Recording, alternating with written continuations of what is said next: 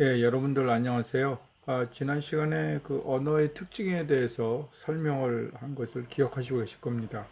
제가 16가지의 그 기준을 통해서 여러분들한테 무엇이 그 언어, 인간의 언어를 동물의 의사소통과 다르게 그 분리하는지에 대해서 그렇게 설명을 드린 그 영상을 보셨을 것으로 생각합니다. 오늘은 이제 전체 지난번에는 그 내용을 위주로 하느라고 그 주로 내용이 PDF 파일로 나오고 제 얼굴이 작게 나왔습니다만 오늘은 다시 교과서 그 언어의 산책이라는 책으로 돌아가서 언어의 특징에 대한 부분 중에 일부를 뽑아서 제가 책을 그 저술했다는 저술했다는 것은 말씀을 드린 적이 있을 겁니다.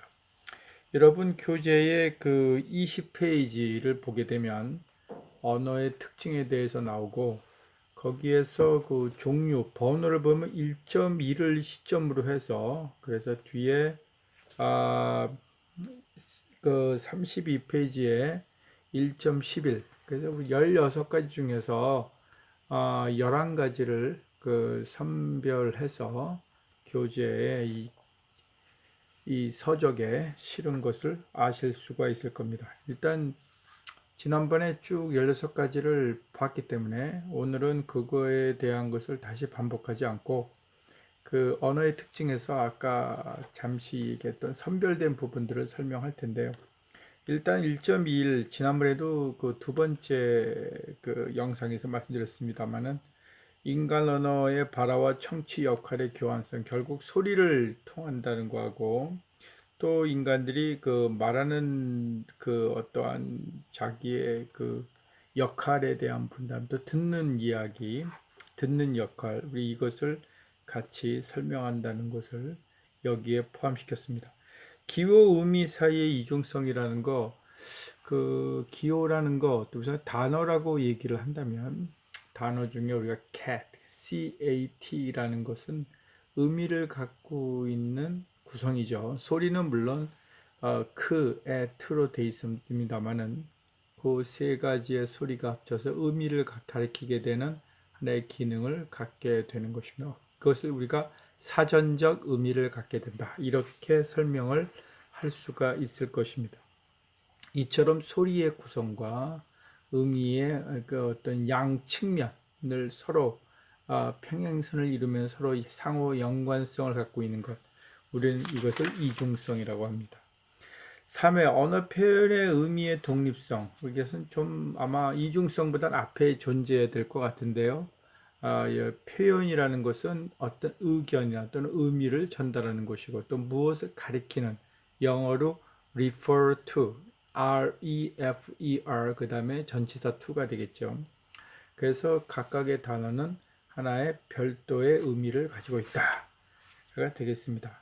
경우에 따라 그 의미를 시대별로 우리가 똑같은 소리를 하더라도 캣이란 소리를 모르겠습니다.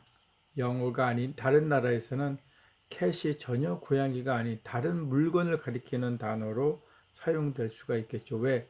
동물 캣이라는 그 KAT 발음에는 고양이의 성격을 그대로 갖고 있다라고 보기가 어렵기 때문인 것입니다. 거기에 그 예 중에서 아마 그 이상한 나라 앨리스의 예가 나올 텐데 거기서 재미있는 것 중에 하나가 그 선물 중에 on birthday present가 있습니다. birthday present는 1년에 한 번 받지만 on birthday, on은 안 생일 선물이죠. 또는 뭐 비생일 선물, 예, 뭐 이런 것들을 얘기할 때 365일이 있다면 364일을 선물을 받을 수 있지 않느냐 이 얘기가 있습니다. 하나의 자기가 스스로 그 또 독자적으로 의미를 막 결정하는 걸 볼 수가 있습니다. 네 번째는 언어 표현의 시공적 자연성 얘기했습니다만은 과거 미래 얘기를 인간들은 할 수가 있고 1.5의 언어 표현의 생산성 창의성은 굉장히 중요한 말이죠. 우리가 언어 표현에 있어서의 같은 말을 하더라도 인사를 할 때 인사의 그 표현 방식이 얼마나 다양한가는 여러분들이 더 자세히 설명하지 않아도 충분히 알고 계실 것입니다. 언어형의 집중도라는 건 우리가 전문화라고 해서 인간은 그 언어를 하면서 어떻게 됩니까? 여러 가지 행위를 동시에 할 수 있는 것이죠. 거기에 대해서 동물들은 조금 어떤 행위에 대해서는 좀 더 집중하는 부분, 이런 것은 좀 미묘한 차이라 볼 수도 있고 그 미묘한 차이가 상당한 차이의 근거가 될 수도 있겠습니다. 언어 습득 환경에 대한 연관성 차이인데요.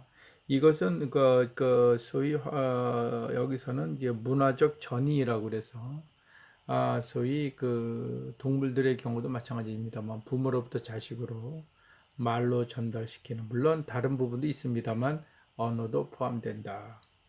인간과 동물 사이 언어 표현 다양도 차이, 이 부분은 뭐 표현에 있어서 다양도는 인간의 언어가 훨씬 으뜸이죠.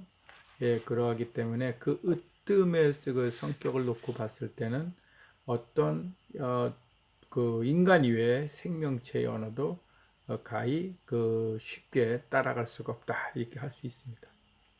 인간 언어 표현의 추상성이란 말은 말 그대로 사람의 말의 표현에 있어서 모든 것을 물건만을 가리키는 것이 아니죠. 어릴 때는 예를 들어서 아이가 엄마한테 무언가를 요구할 때 손가락을 가리킨다고 얘기했습니다. 손가락으로 하나하나 지적하고 그 다음에 그걸 소리를 통해서 강화를 시켜서 엄마로 하여금 그것을 이루도록 또는 자기의 뜻을 따르도록 그렇게 하는 그런 것으로 시작하지만 나중에 10살, 20살, 30살 또는 40, 50의 나이가 올라갈수록 그 표현의 방식은 훨씬 더 많은 생각을 갖지 않으면 이해하기 어려운 방식으로 발전한다.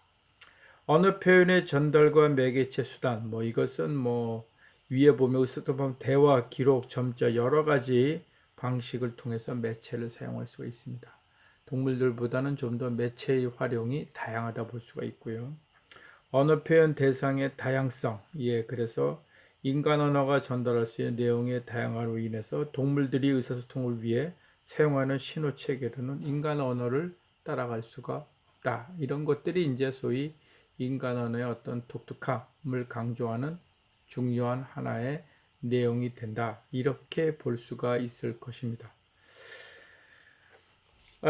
일단 이제 이 2회에 걸쳐서 우리가 이 부분을 설명을 했으니까 여러분들은 이제 더 이상 그 부분을 더 자세하게 보실 필요는 없고 이 정도는 이제 상식 정도로 생각하시면 될 것 같고요. 언어에 대한 선입관에 대한 이야기는 이 교재의 33페이지에 나옵니다. 그래서 우리가 정치적 경계와 언어의 경계 사실은 다르죠. 영어 같은 경우에는 한 국가에 제한된 것이 아니라는 거 이미 아는 얘기고, 언어들 평가에서 상하 수준, 어떤 언어가 훨씬 더 수준이 높다 이렇게 얘기할 수도 있죠. 예를 들어서 뭐 유럽의 언어가 아프리카라든가 또는 유럽인들이 봤을 때 또 기존의 백인들이 봤을 때 자기들보다 문화가 좀 아래쪽이다 하등 뭐 이런 식으로 한 경우에 자기들이 쓴 언어의 어떤 우월감을 생각하는데, 그것은 언어를 좀 더 자세히 연구하면 그 하나의 어떠한 그 외형적인 측면의 제안에서 그와 같은 판단을 한 것이다, 이렇게 볼 수가 있습니다. 표현의 정확성, 여러분 36페이지인데요. 그 부정확인데 이것도 마찬가지입니다. 사회적으로 사람들이 언어를 쓰는 상황을 보면 뭐 이것은 그 가끔 TV나 또는 또 대중매체를 통해 또는 신문도 마찬가지죠. 뭐 어떤 표현이 정확하다, 어떤 표현이 틀렸다, 맞았다. 물론 큰 틀을 끌어가는 데는 중요한 하나의 그 이정표가 될 수 있습니다만 그게 절대적인 진리다, 그렇게 말을 하면 그 사람의 어떤 지적 수준 또는 사회적인 배경, 심지어는 뭐라고 얘기할까요? 어떤 사람을 상하로, 그래서 소위 그 계단의 윗계단과 아랫계단을 나누는 그와 같은 그 우까지 범할 수 있는 그런 게 되겠습니다. 더 나아가서 뭐 독일어는 철학적이다, 프랑스어는 뭐 문학적이다, 이런 말도 사실 따져보면 어떤 언어든지 그와 같은 능력을 나름대로 갖고 있다고 봤을 때 너무나 제한적이다, 이렇게 볼 수가 있습니다. 끝으로 언어에 대한 논리적, 비논리적인데 아까 말했듯이 독일어는 상당히 철학적이란 논리적이고, 그리고 다른 언어들은 독일어에 그에 비해서 떨어졌다, 이렇게 할 수가 있을지 모르겠습니다만 그건 어찌 보면 긴 역사를 놓고 봤을 때 거기에 우연히 좀 우리가 아는, 예를 들어서 칸트 같은 철학자가 독일에 태어났다, 근데 만약에 칸트가 독일에 태어난 것이 아니라 당시에 좀 비슷한 문화를 갖고 있는 뭐라고 얘기할까? 좀 폴란드 정도에 태어났다고 치거나 아니면 더 가서 뭐 러시아에 태어났다고 치면 그러면 러시아어를 좀 더 뭐라고 얘기합니까? 우리가 철학적인 언어라고 얘기할 수 있는 계기가 되지 않을까. 이렇게 생각을 한다면 우리가 제한된 공간에서 만들어진 또 제한된 정보에서 만들어진 하나의 정보를 근거해서 어떤 언어가 어떤 언어보다 더하다 못하다는 말은 이 전체적인 이 교재의 측면으로 봤을 때 적절치 못하다 이렇게 이해하시면 되겠습니다.